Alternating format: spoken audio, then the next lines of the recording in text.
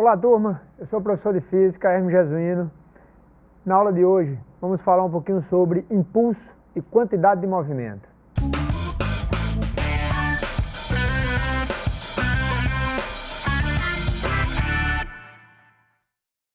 Em aulas anteriores, nós falamos sobre força, né? Hoje nós vamos falar sobre impulso e quantidade de movimento. Galera, o que seria impulso? Quando você dá um salto, quando você realiza um salto, ó, você está gerando um impulso. Quando você empurra o seu amiguinho para cair dentro da piscina, você está gerando um impulso. Chutar uma bola, o ato de chutar uma bola também é um impulso. Beleza, turma? Então nós vamos falar isso sobre impulso. O que é que está falando sobre impulso? Então vamos dar uma olhadinha? Vamos lá, turma? Então ele diz, ó, o impulso de uma força. Quando um jogador de futebol chuta uma bola, ele aplica uma força durante um certo intervalo de tempo sobre a bola. Isso é impulso. O jogador realizou sobre a bola uma força e essa bola realizou um deslocamento. Beleza, turma? Então ficou bem claro o que seria o impulso. Impulso é simplesmente, tá, turma? O impulso é simplesmente a força que você aplica sobre o objeto vezes o tempo que essa força ficou aplicada sobre esse objeto. Beleza? Então, impulso é força que você aplicou vezes o tempo que essa força ficou sobre o objeto. Então, turma, vamos dar uma olhadinha. Olha só. Nós temos, como eu falei, admitindo que a força é constante, atuando sobre um corpo durante um certo intervalo de tempo, nós temos que o impulso, o izinho, ó, vai ser força vezes o tempo que essa força ficou em contato com o objeto. Lembrando que impulso é uma grandeza vetorial, apresenta mesma direção, né, e mesmo sentido da força. Beleza, galera? Mesma direção da força e o mesmo sentido da força. Lembrando que tempo é sempre positivo. Beleza, turma? Então, ó, no Sistema Internacional de Medidas, no SI, a unidade de impulso, a unidade de força é Newton e a unidade de tempo é segundo. Então, vai ser Newton vezes segundo. Beleza, galera? Então, ficou bem claro? Ficou bem claro o que seria esse impulso? Impulso é simplesmente a força vezes o tempo. Tá ok? Agora, essa força, ela gera uma variação na velocidade do objeto. Quando eu aplico uma força sobre o objeto, eu estou mudando a velocidade dele. Beleza? Então, essa variação na velocidade gera uma nova grandeza. É o que nós chamamos de quantidade de movimento. Ok? Então, a quantidade de movimento depende da massa do objeto e da velocidade que aquele objeto adquiriu. Então, vamos dar um exemplozinho. Quem tem maior quantidade de movimento? Um caminhão, tá? Caminhão grandão, vai a 80 km por hora. E o cara vai numa bicicleta, também a 80 km por hora. O cara é um guerreiro, hein? 80 km por hora na bike. Quem tem maior quantidade de movimento? Hein, turma? Vai ter o objeto que tiver maior massa. Então, quem tem maior massa, apresenta maior quantidade de movimento. Vamos dar uma olhadinha? Então, nós temos, ó, a quantidade de movimento de um objeto, considera um corpo de massa m, com velocidade v, num determinado referencial. A quantidade de movimento desse corpo é uma grandeza vetorial definida pela relação massa vezes velocidade. Então, quantidade de movimento é simples, massa vezes a velocidade. Tá ok? E isso é gerado, essa quantidade de movimento é gerada devido ao impulso. Tá ok? Porque a força que aplica sobre o objeto, essa força provoca uma variação na velocidade. Tá ok, turma? Então, seguindo, olha só. Nós temos que a quantidade de movimento, por ser uma grandeza vetorial, vai apresentar a mesma direção da velocidade e vai apresentar o mesmo sentido da velocidade. Lembrando que massa é sempre positiva, não existe massa negativa. Ok, turma? Então, olha só, nós temos, pelo Sistema Internacional de Medidas, A unidade do módulo da quantidade de movimento é simplesmente quilograma vezes metro por segundo. Olha aqui, ó, quilograma que vem da massa, metro por segundo que vem da velocidade. Isso é a unidade de quantidade de movimento. Então, galera, como nós falamos, nós vimos duas grandezas, impulso e quantidade de movimento. Quem vai gerar essa quantidade de movimento? Vai ser o impulso. Ele provoca uma variação na velocidade. Então, eles se relacionam, professor? Sim. São grandezas que se relacionam. Eu posso encontrar uma relação entre impulso e quantidade de movimento. Essa relação é chamada de teorema do impulso. Ok? Vamos dar uma olhadinha? Então, ele fala, ó, o teorema do impulso mostra que a força aplicada durante um certo intervalo de tempo sobre um corpo poderá gerar variação na quantidade de movimento. Portanto, o impulso é igual à variação da quantidade de movimento. O impulso é igual à quantidade de movimento inicial menos quantidade de movimento final. Se você quiser chamar quantidade de movimento 1 menos quantidade de movimento 2. É a mesma coisa, tá ok, turma? Então, olha só. Nós temos a conservação da quantidade de movimento. Isso quer dizer o quê? Que essa quantidade de movimento ela vai ser sempre constante, tá? Para sistemas conservativos.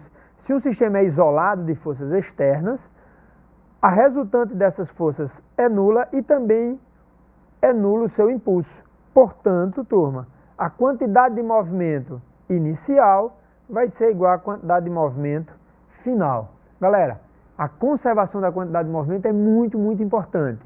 E tem que lembrar, ela só vale quando? Ela só vale quando a força resultante é zero e quando o impulso é zero. Professor, por que o impulso vai ser zero? Porque o impulso é variação da quantidade de movimento. Quantidade de movimento final menos quantidade de movimento inicial. Se eles forem iguais, vai ser zero. Beleza? Nós vamos ver probleminhas que caíram em Enems anteriores, turma, viu? Sobre isso. Então, ó, vamos dar uma olhadinha. Um probleminha, questão número 1. Probleminha simples, tá? Que fala sobre pêndulo, né? As bolinhas aí, ele diz, o pêndulo de Newton pode ser constituído por 5 pêndulos idênticos, como a gente observa na figura aqui ao lado, tá ok?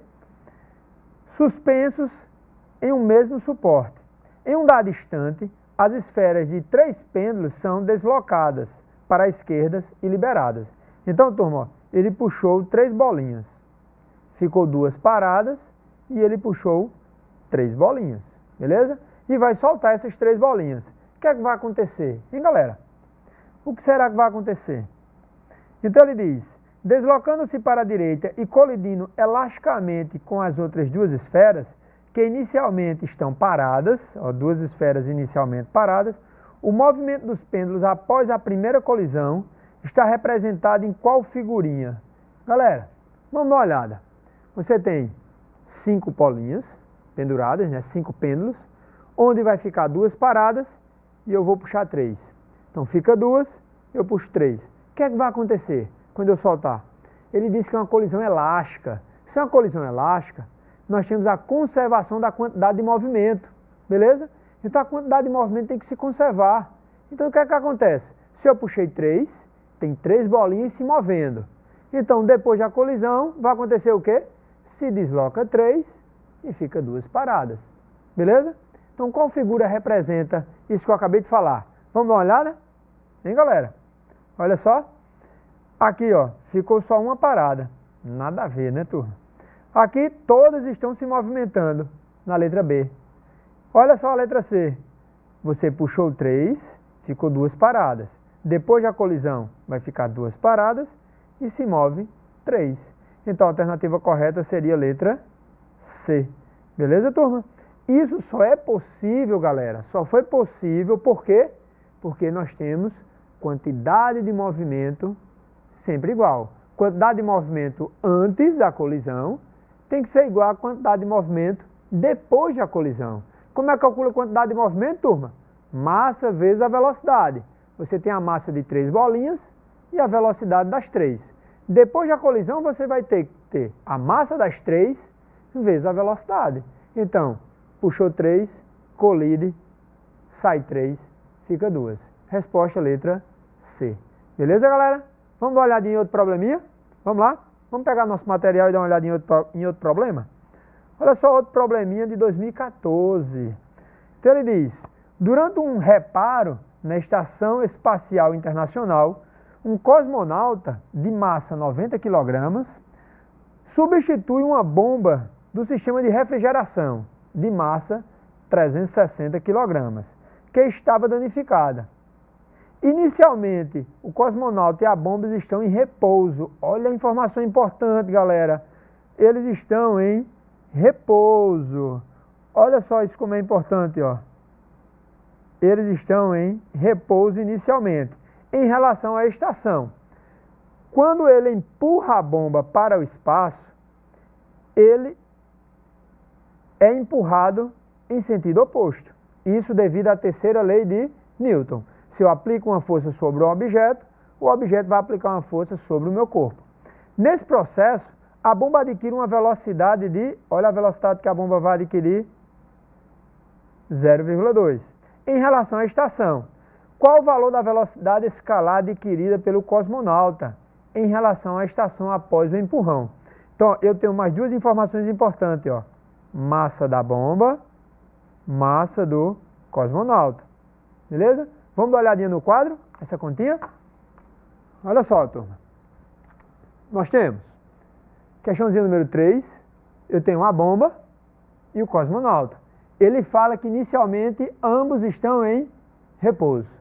Se eles estão em repouso, turma, quanto vale a quantidade de movimento inicial? 0. Como é que calcula a quantidade de movimento, galera? Vamos lembrar? Quantidade de movimento é massa vezes a velocidade, turma. Então, se a velocidade é 0, a quantidade de movimento é 0. Depois do empurrão, a bomba adquire uma velocidade de 0,2 metros por segundo. E qual é a velocidade do cosmonauta? É isso que eu quero descobrir. Então, galera, preste atenção. Como é que calcula a quantidade de movimento? Massa vezes a velocidade. Só porque, ó, turma, os dois objetos têm sentidos opostos. Isso implica que uma das quantidades de movimento será negativa. Então, vamos calcular a quantidade de movimento final? Então, nós temos, eu vou colocar essa como negativa, beleza? Sentido oposto, uma delas vai ser negativa.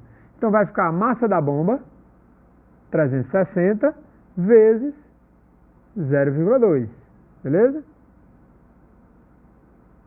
Mais massa do cosmonauta, 90 vezes V, que eu quero descobrir.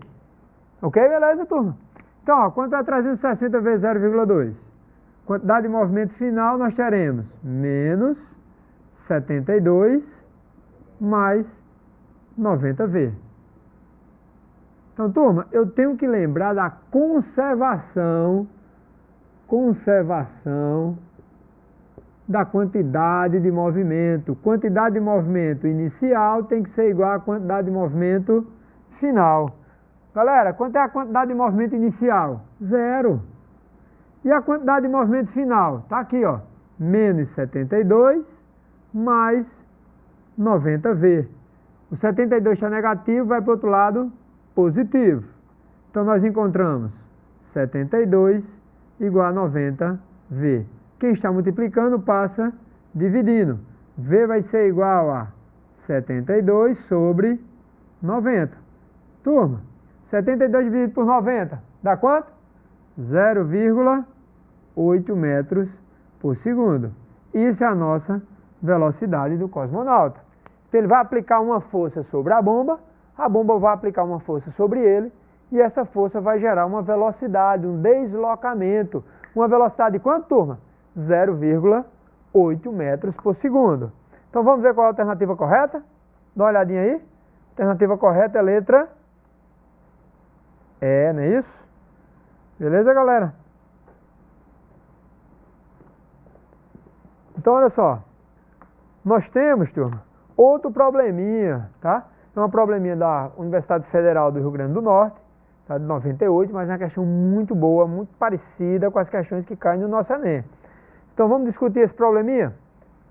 Ele fala, alguns automóveis dispõem de um eficiente sistema de proteção para o motorista, que consiste de uma bolsa inflável de ar, conhecido como airbag.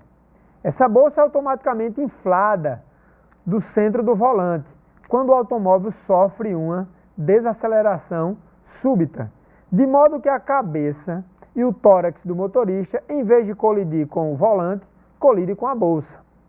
A figura a seguir mostra dois gráficos da variação temporal da intensidade da força que age sobre a cabeça de um boneco, que foi colocado no lugar do motorista. Os dois gráficos foram registrados as duas colisões de testes de segurança. A única diferença entre essas colisões é que na colisão 1 usa-se a bolsa e na colisão 2 ela não foi usada. Como a gente observa aí na figurinha, ó, o gráfico maior está aqui, ó, sem bolsa, beleza? E o gráfico menor com bolsa.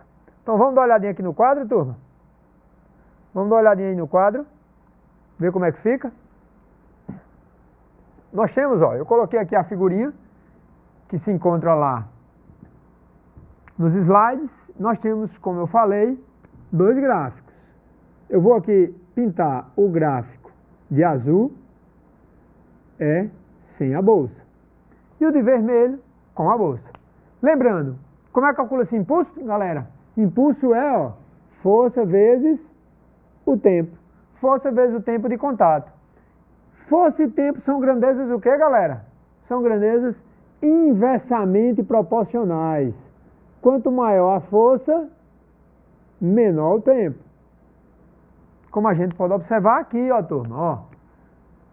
Maior a força, menor o tempo de contato. Quanto é o tempo aqui, ó? O tempo do gráfico azul, de 1 até 3, 2 segundos. E a força é 800 newtons. Já o gráfico em vermelho, ó, vou pintar o gráfico em vermelho. O gráfico em vermelho apresenta uma força menor. Menor força, maior tempo. Quanto é o tempo do gráfico em vermelho? Do 0 até o 4. Então o tempo do gráfico em vermelho é 4 segundos. Beleza, turma? Então vamos analisar uma coisa? O impulso dos dois são iguais? Sim, galera. Vamos verificar isso? Como é que a gente verifica, professor? Turma, o impulso é igual à área da figura.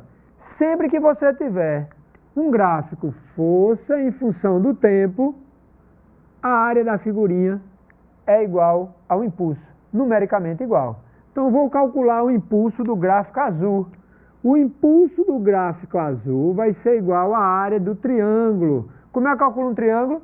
A área de um triângulo, base vezes altura. A base é 2.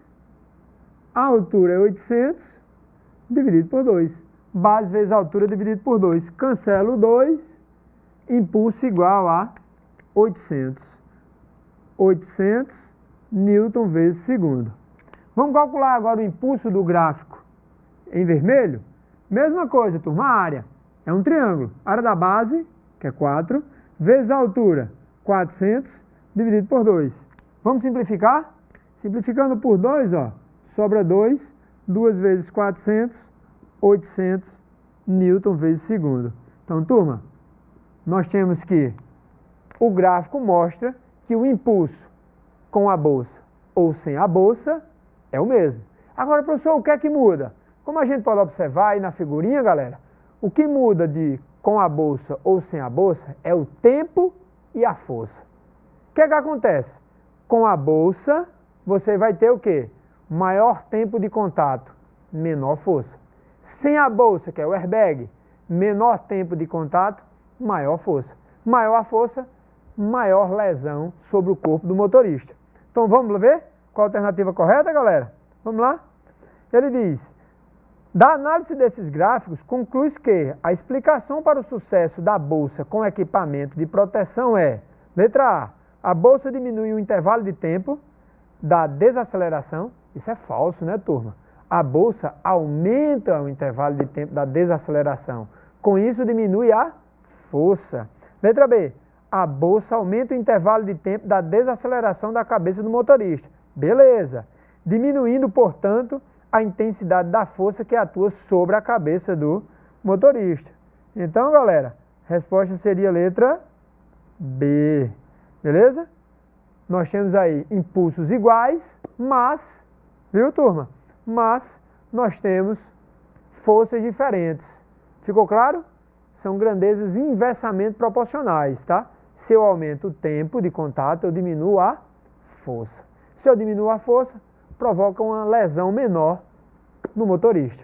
Beleza, galera? Ficou claro? Então, na aula de hoje, nós falamos um pouquinho sobre impulso e sobre quantidade de movimento. Vamos pegar o material, praticar bastante e a gente se encontra na próxima aula.